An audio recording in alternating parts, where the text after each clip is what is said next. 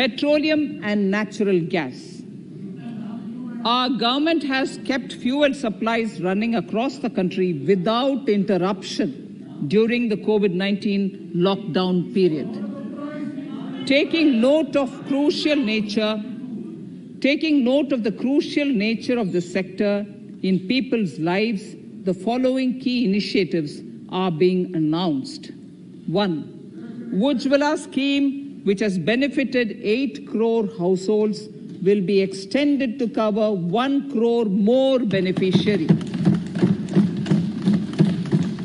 We will add 100 more districts in next 3 years to the city gas distribution network. A gas pipeline project will be taken up in the Union Territory of Jammu and Kashmir. An independent gas transport system operator will be set up for facilitation and coordination of booking of common carrier capacity in all natural gas pipelines on a non-discriminatory open access basis. Financial capital.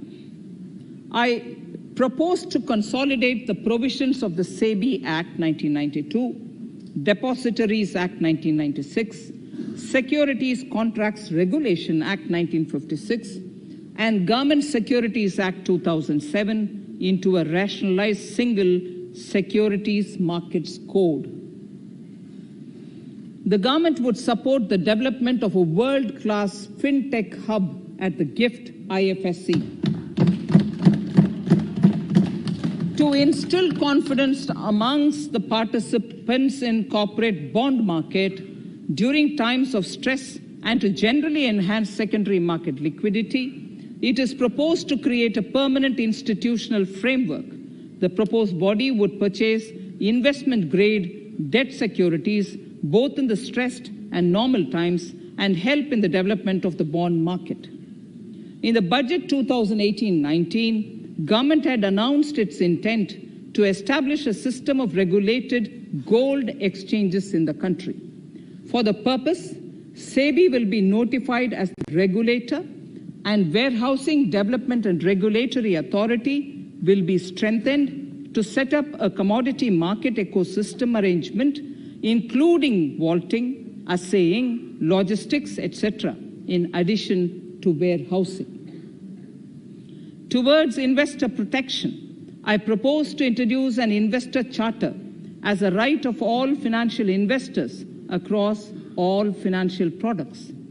To give a further boost to the non-conventional energy sector, I propose to provide additional capital infusion of 1,000 crores to Solar Energy Corporation of India and 1,500 crores to Indian Renewable Energy Development Agency.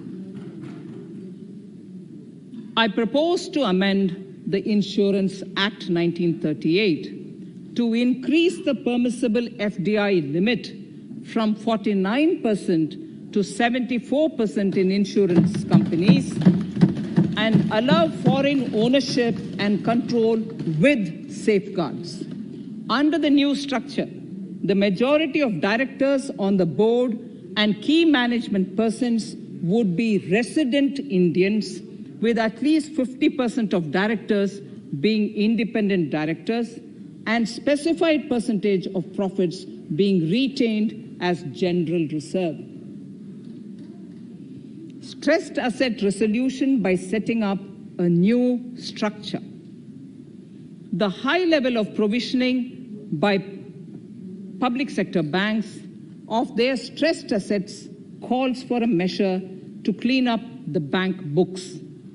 An asset reconstruction company limited, an asset management company would be set up to consolidate and take over the existing stressed debt and then manage and dispose of the assets to alternative investment funds and other potential investors for eventual value realization. Recapitalization of PA.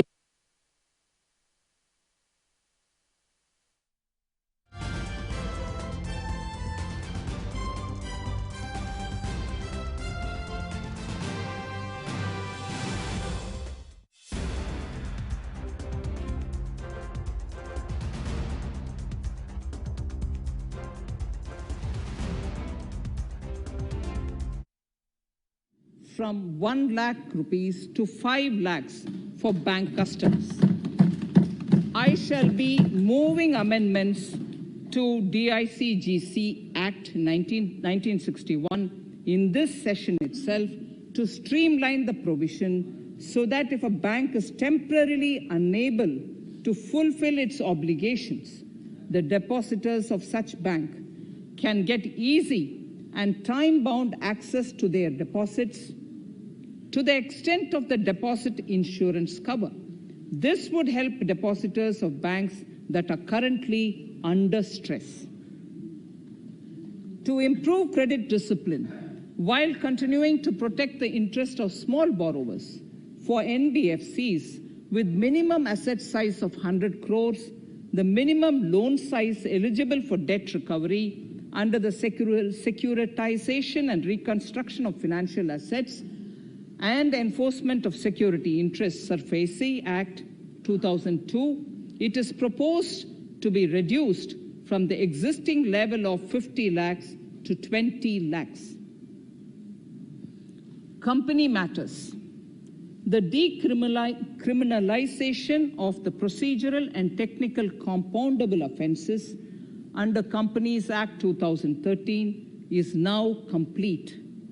I now propose to take up decriminalization of the Limited Liability Partnerships Act 2008. Honorable Speaker, I propose to revise the definition under the Companies Act 2013 for small companies by increasing the threshold for paid-up capital from not exceeding 50 lakh to not exceeding 2 crores and turnover from not exceeding 2 crores to not exceeding 20 crores. This will benefit more than 2 lakh companies in easing their compliance requirements. As a further measure which directly benefits startups and innovators, I propose to incentivize the incorporation of one-person companies by allowing one-person companies to grow without any restriction on paid-up capital and turnover, allowing their conversion into any other type of company at any time, reducing the residency limit for an Indian citizen to set up an one-person company from 182 days to 120 days, and allow also non-resident Indians to incorporate OPCs in India. This will be a big boost for startups. To ensure faster resolution of cases, the NCLT framework will be strengthened, e-court system shall be implemented, and alternate methods of debt resolution and special framework for MSMEs shall be introduced. During the coming fiscal, we will be launching data analytics, artificial intelligence, machine learning driven MCA 2.1 version to MCA 21 version 3.0. MCA 21 version 3.0. This version 3.0 will have additional modules for e-scrutiny, e-adjudication, e-consultation, and compliance management. Disinvestment and strategic sale. In spite of COVID-19, we have kept working towards strategic disinvestment. A number of transactions, namely BPCL, Air India, Shipping Corporation of India, Container Corporation of India, IDBI Bank, Bharat Earth Movers Limited, Pawan Hans, Neelachal Ispat Nigam Limited, among others, would be completed in 21.